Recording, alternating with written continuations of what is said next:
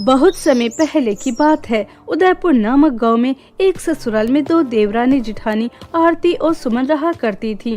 जेठानी आरती बहुत ही ज्यादा सुंदर थी। उसका रंग दूध की तरह सफेद, आंखें नीली नीली थी। वह बहुत ही ज्यादा सुंदर थी। उसे अपनी सुंदरता पर बहुत ही ज्यादा घमंड था।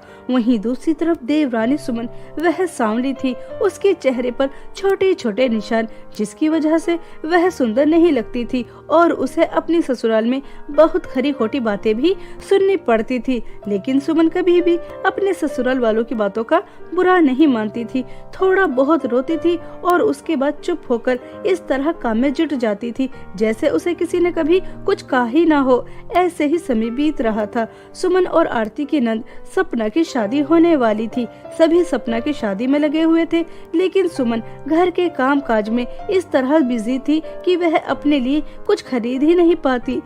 तभी सुमन लॉन में जाती है जहाँ सब बैठे हुए थे और वहाँ जाकर अपनी सास सुमित्रा देवी से कहती है, मम्मी जी, 2 दिन बाद सपना दीदी की शादी है और मेरे पास अच्छे कपड़े भी नहीं हैं। सपना दीदी की शादी में मैं कौन सी साड़ी पहनूंगी? अगर आज आप शॉपिंग करने जाएं तो मेरे लिए भी एक साड़ी खरीद कर लेकर आ जाना।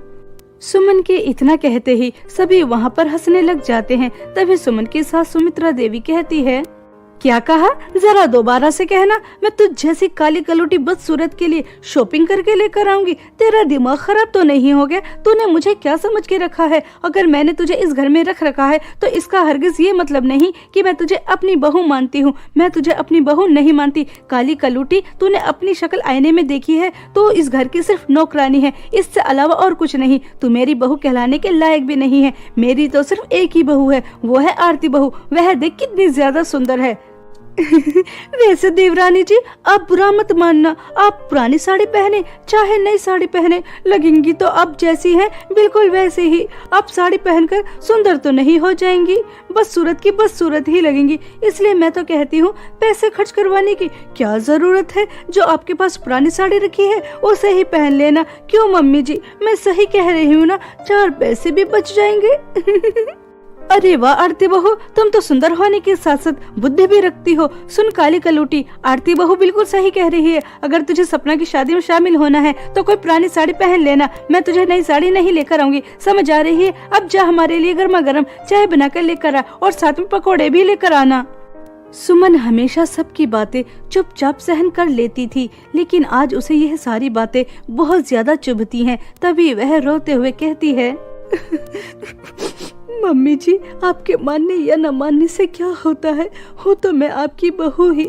और मम्मी जी, मैं खुद तो इस घर में नहीं आई थी। आप मुझे अपने बेटे की बहू बनाकर इस घर में लेकर आई थी।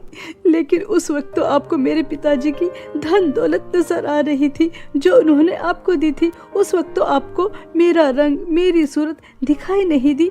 मैं इस घर में नौकरानी की तरह रात दिन काम करती हूँ ताकि आप मुझे अपनी बहू के रूप में स्वीकार कर ले। लेकिन आप मुझे अपनी बहू के रूप में कभी स्वीकार नहीं करेंगी, चाहे मैं आपके लिए जान भी क्यों ना दे दूं। ऐसा कहकर सुमन रोते हुए वहाँ से चली जाती है। तभी आरती कहती है, मम्मी, मैं तो आपसे पहले ही कह देती हूँ कि आप सपना की शादी में इस बदसूरत को शामिल मत होने देना। अभी हमारे रिश्तेदारों को कहाँ पता है कि यह इस घर की बहू है। अगर सपना के ससुराल वालों ने इस बदसूरत को देख लिया तो पता नहीं वह क्या समझेंगे। आपकी और सपना की कितनी बेइज्जती होगी। उन्हें लगेगा आपने दहेज के लालच में आकर अपने बेटे की जिंदगी खराब कर दी।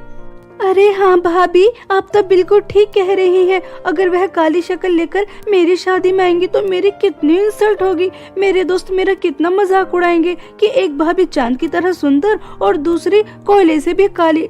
आप कुछ भी करें, लेकिन उन्हें मेरी शादी में शामिल मत होने देना।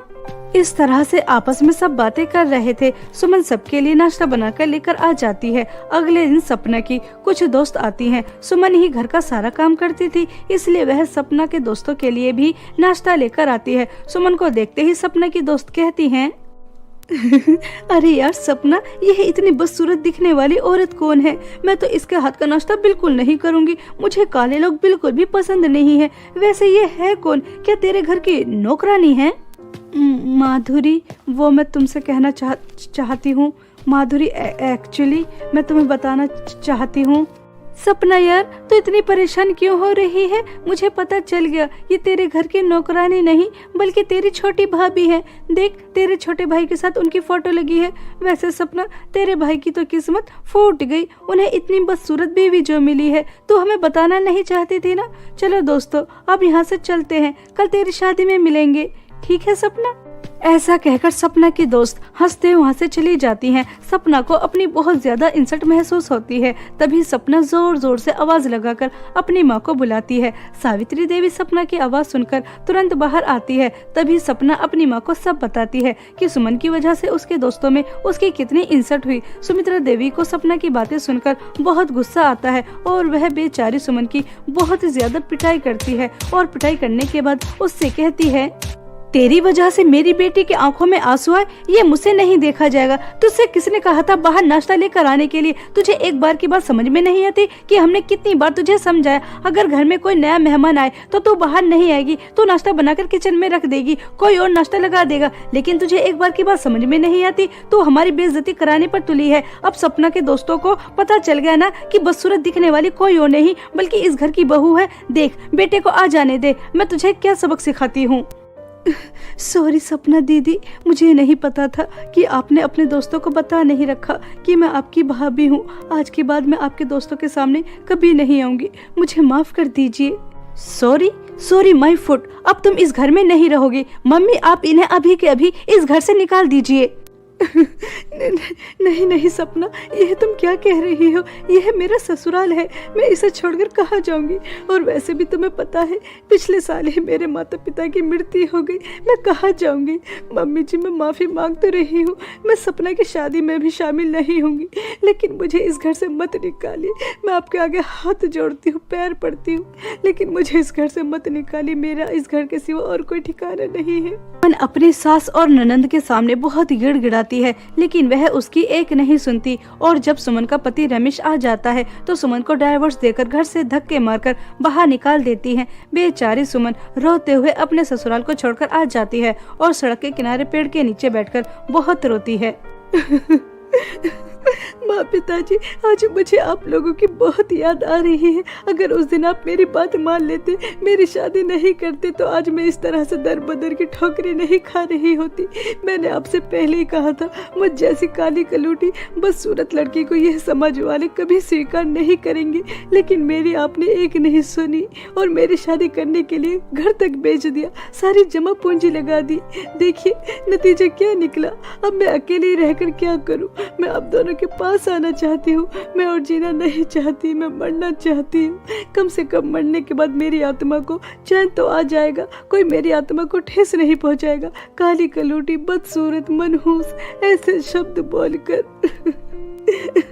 ऐसा कहकर सुमन बहुत रो रही थी। तभी सुमन की नजर चमकती हुई दो साड़ियों पर जाती है, जो एक सोने की तरह चमक रही थी और दूसरी चांदी की तरह चमक रही थी। तभी सुमन उन साड़ियों के पास जाती है तो वहाँ पर एक बहुत सुंदर परी भी थी। तभी वह परी सुमन से कहती है, अगर यह जादुई सोने और चांदी की साड़ियाँ तुम्हें नजर आई हैं, तो जरूर ये साड़ियाँ तुमसे कुछ चाहती हैं।